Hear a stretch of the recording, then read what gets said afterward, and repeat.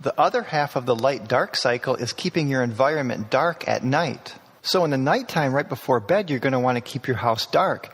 And you don't have to have the house pitch black. There's something called amber lights that you can buy. I like the website lowbluelights.com because bright light, especially blue light, will basically tell your brain and your body that it's daytime. And it's going to energize you and it's going to make it hard for you to get to sleep.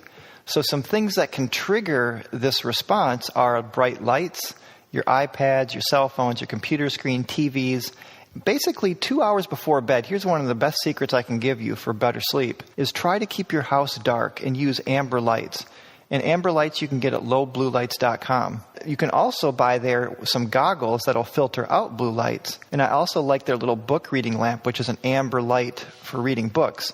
The hour before bedtime is a good time to sort of wind down, take a shower, take a bath, and maybe read a book using amber light. You can strategically place these amber light bulbs and little night lights so that way your house is lit, but not with bright lights. Because the amber lights to your brain and your pineal gland appear as black. So it's like the house is pitch black according to your brain. Also, I highly recommend people to install F.lux, that's F.lux, on their computer, and that changes the screen. So if you're going to be on your computer, which I don't recommend, this F.lux program will sort of warm the screen and dim automatically. Again, that'll help to reduce the blue light.